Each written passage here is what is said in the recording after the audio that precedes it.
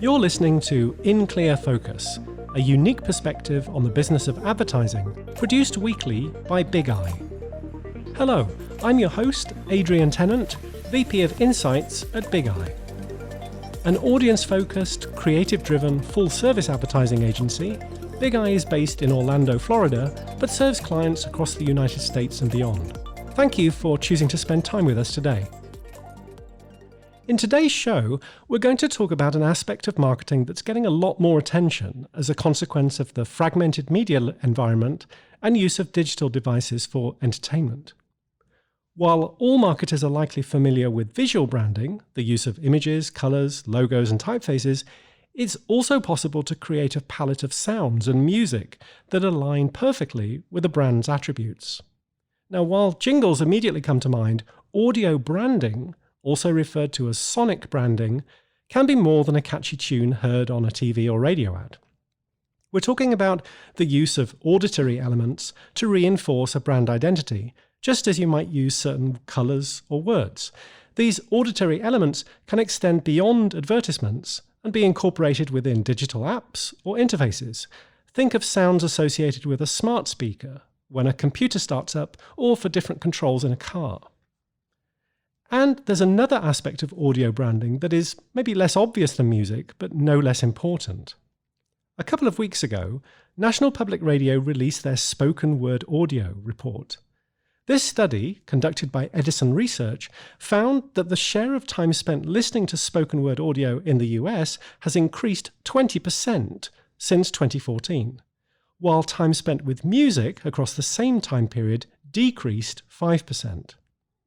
This shift is led by a dramatic increase in spoken word audio consumption on mobile devices, especially among those aged between 13 and 34. About half of the US population, 51%, have listened to a podcast at some point, but 22% of the population listen weekly, for an average of 6 hours, 37 minutes, to about 7 different shows each week. So it's in this context that we're joined today by a guest who has a unique perspective on the business of audio branding for advertising and the growth of spoken word audio. Jodi Krangle has been a voice actor since 2007 and has worked with clients from major brands all over the world in industries including healthcare, charities and non-profits, and the hospitality and travel market. But it was quite a journey to get there, from selling computers at a time when not many women were doing that, to teaching herself about the internet and the world it opened up.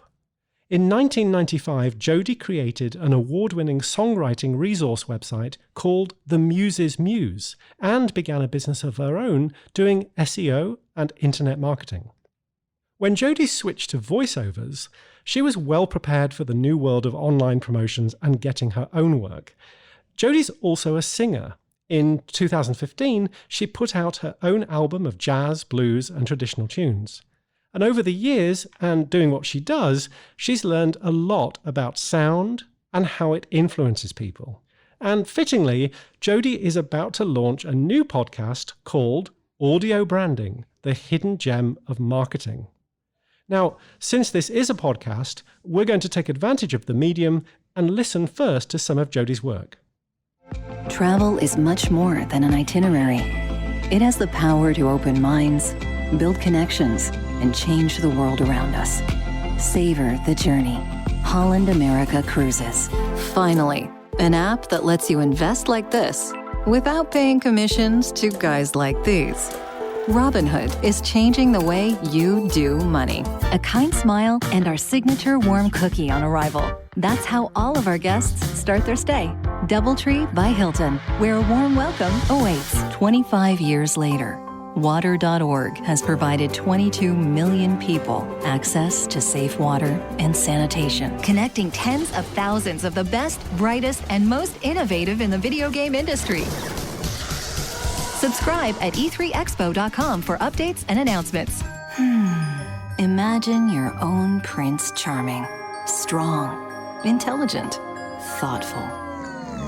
But you have Bob. Bob's fine.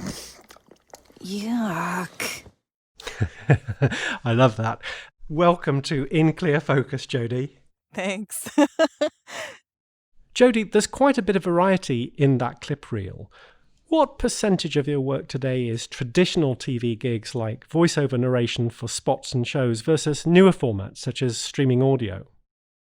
You'd think that it would be skewing towards online a lot more. And I mean, I'm seeing the trend going that way, but I'm still sort of seeing television and I'm seeing a lot of corporate narration. Um, but corporate narration for internal presentations or for their own website or for their own YouTube channel. So yeah, I guess that's online. So yeah.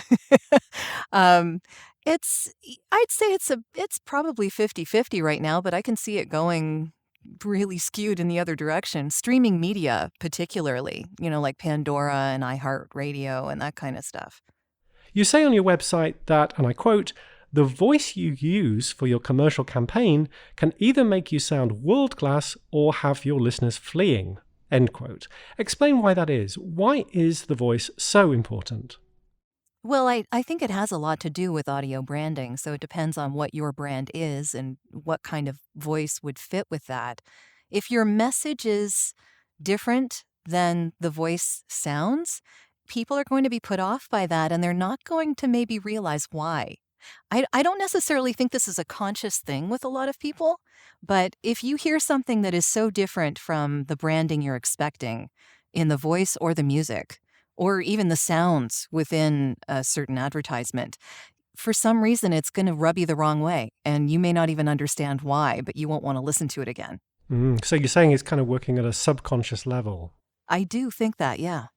So in a previous life, I was in network TV production and regularly directed voice artists at sound facilities in London's Soho district. Mm-hmm. In those days, voice artists had to be at the studio in person. Everyone working on a TV spot worked in close proximity, collaborating on edits to the script or revising timings based on picture edits, and so on. Jodi, how does the process typically work today? Well, I know that in the UK, there are people who hire off of the demo a lot more often than they do in North America. So these days, a lot of what I end up doing is auditioning. So once you're chosen for a project, it really depends. It depends on if you're dealing with the end client or if you are one person in a chain from an ad agency. It really all depends. But generally, there's a lot of emails exchanged. There's a script passed along. Pricing is figured out, whether that's through my agent or through me. And then the script is sent my way. I have a look. If there's anything that I have questions on, I'll send those questions through. We'll decide on a date and time. And typically I work out of my own 5x4 booth here. And I have things like ISDN and Source Connect and IPDTL so that I can remotely connect with anyone around the world.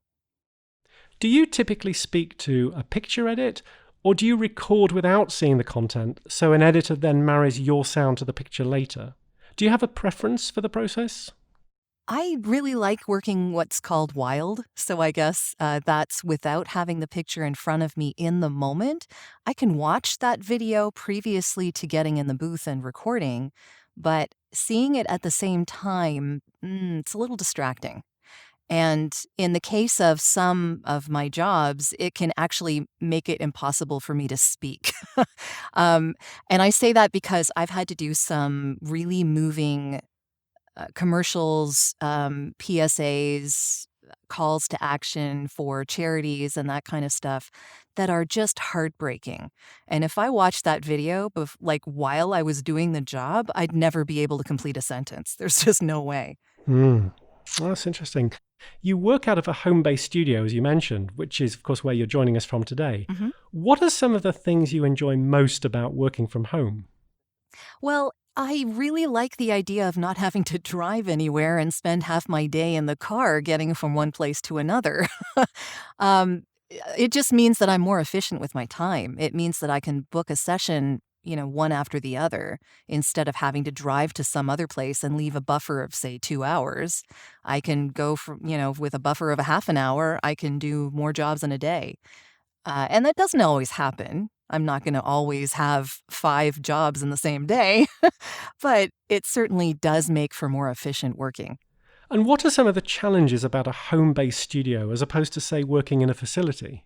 I think it depends on what type of a worker you are. If you are able to buckle down and get your work done in your own space without needing prompting, then I think it can be less of a challenge.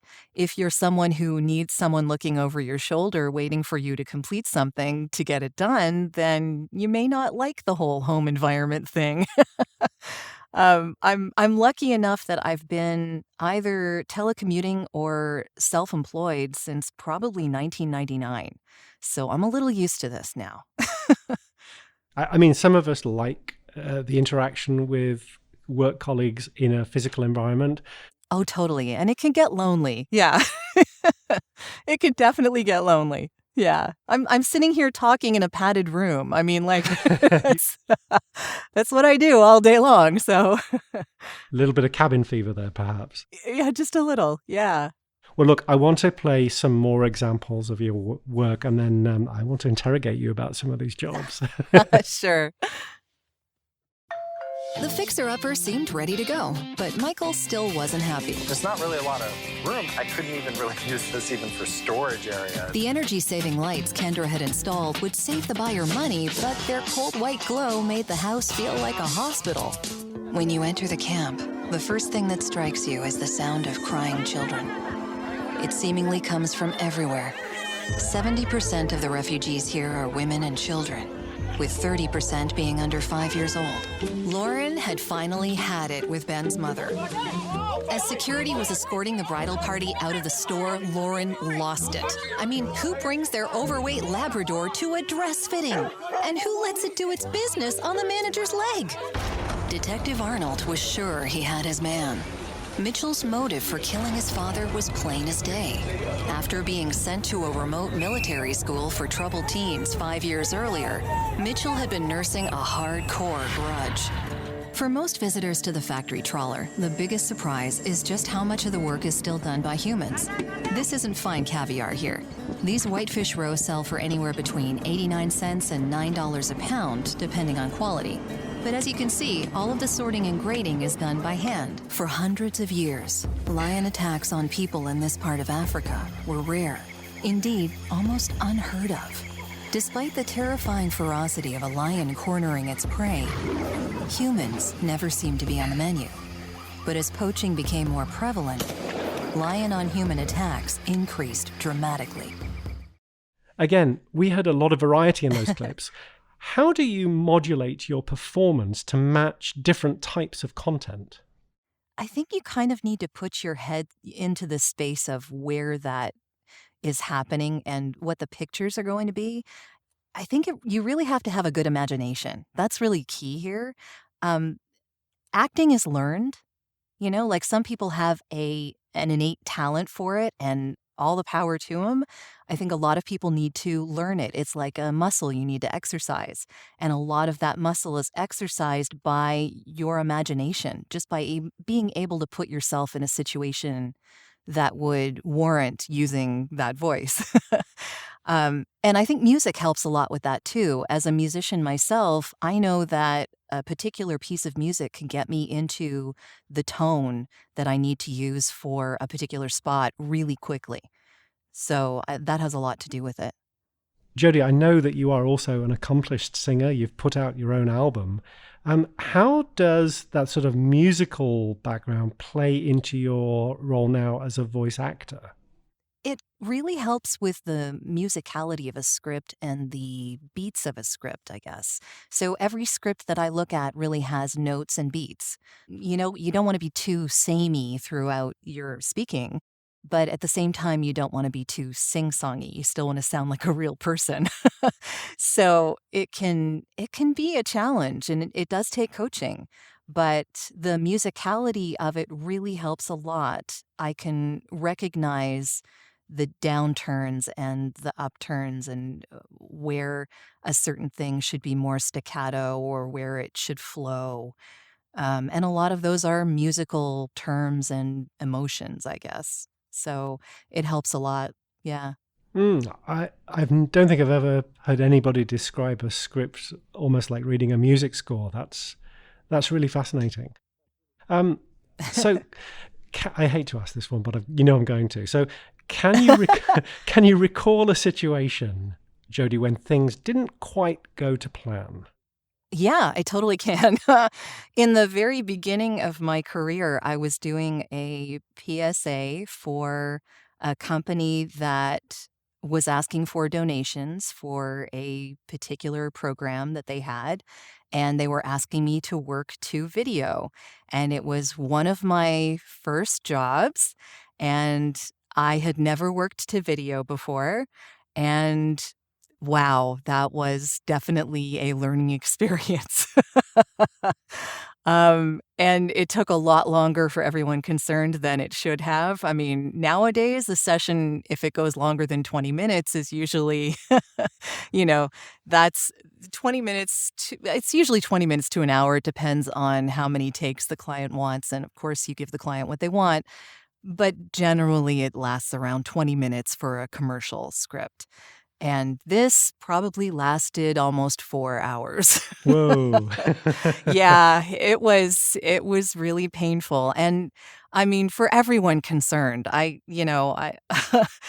that's kind of the first traumatic experience that I had working to video. Was that working remotely, or was that working actually in a facility in those days? That was actually in a studio. Yeah. So I was face to face with these people and not giving them what they wanted, and that was hard. And I do remember the feeling of being on a time crunch, and literally time is money, and all of those people are there by the hour and you're paying for them, and there's probably another client waiting to come in right behind you. Oh, yes, I can relate. It's hard, yeah. I mean, I've had experience since because I've done some in-show TV narration, and that's kind of a similar deal. But it's a lighter atmosphere, I guess. Maybe this was pretty deep dark. So yeah, it was hard. It was really hard. I mean, this business is a complete learning experience from start to finish. Like there's always something new. Well, that's why we love being in the creative industries, right? Because there is always something new. Exactly. Yes. Now, Yeah. I don't want to go all meta here, but for our more technically minded listeners, can you tell us what equipment you have in your studio? My equipment's pretty simple. I have a 5x4 sound-treated booth, and I say sound-treated, not soundproof, because soundproof would cost a lot more money, and I would need like 6-foot concrete all around me to really be soundproof. But it does a great job. It produces a nice dead sound so that the person on the other end gets audio that's clean and they can add whatever color they want to put to it. That's kind of the point. And I'm using a Sennheiser 416 shotgun mic, which is fantastic for the voice industry because it lets the voice pop a little bit. It's typically used in film on booms, but many years ago, I guess, the promo people in voiceover decided it was a great alternative and started using it, and the rest is history. And yeah, it's just a great mic. And it's a workhorse, too. I mean, I could drop this and it would be totally fine. Not that I want to, but yeah. I think if listeners have ever seen a film shoot and somebody's holding something oblong that looks a little bit like a blimp, Yes. it's typically that mic is inside of that blimp, correct? Yep. Yeah. And other than that, I just have an audio interface. It's a Motu Microbook. And it's a pretty simple little interface. I'm actually using PC here, so no Mac stuff. No Mac stuff. Oh my gosh. And you're in the creative No Mac industries with no stuff. Mac? Tusk. I You know what? Like I said, I sold computers when the 386SX was new, and that's quite a number of years ago. And I remember DOS, so I am so used to PCs that I just can't consider using anything else. I started this show introduction with some statistics from the new NPR Edison research study, talking really about the growth in podcasting, which is really about spoken word. How do you feel about that growth? I think it's fantastic. Podcasting is not quite like radio because it's a little more personal. That's what I love about it. And it's a very creative medium where you can pretty much say anything you want to say. And, the only censorship you're likely to get is people tuning out if they don't like it, right? You can't make something for everyone. But it is a very personal type of way to reach an audience, even more personal than radio. And radio, unfortunately, isn't all that personal anymore. So I think people are just trying to fill that void. Yeah, I noticed one of the stats suggested that those people who are listening to podcasts on a regular basis weekly, I think are subscribed to 6 podcasts, but actually listen to 7 different shows each week. Did that number seem sort of in line with your own experience as a podcast listener? Yeah, actually, it seems pretty similar. I listen to a lot of podcasts that are voiceover specific, and I may be atypical in the fact that I listen on my desktop computer instead of on my phone, because I don't tend to be traveling in my car long distances all that often. So I listen at home on my computer. And doesn't mean I don't listen, but I'm not listening in the way that most listeners seem to be these days. Right. And certainly one of the through lines for that report was that it is actually the obviously use of mobile devices, which seems to be really powering this renewed interest in the spoken word for sure. Mm-hmm. Yeah. I also mentioned at the top of the show that you're about to launch a new podcast of your own called Audio Branding, the Hidden Gem of Marketing. I am, yeah. What motivated you to do that? I wanted to talk about how audio influences us because that's what I do every day. It makes more sense to talk about what I know. So, yeah, I just thought it was an interesting topic. And I've come across quite a lot of very interesting examples of this in my own research. And it's really interesting. And it's amazing how much money big companies are spending on this kind of thing, too. You'd be really surprised. So the name of our show is In Clear Focus. What does having a clear focus mean to you? That is a very good question. I almost think of it as having a goal in mind, knowing where you want to be in a certain amount of time and following that path. Not to say that that path can't change, but knowing what you want. I like to equate this to just life in general, knowing what you want in life. Because if you don't have some kind of clear focus on what that is, you don't know what you're working towards. Well said. Jodi, if listeners would like to know more about you and your work, where can they find you? They can find me on my website. That's at voiceoversandvocals.com, or just jodikrangle.com will get you there too. And if they're interested in the music, then jodikranglemusic.com is where the CD is. Well, CD album. No one listens to CDs anymore.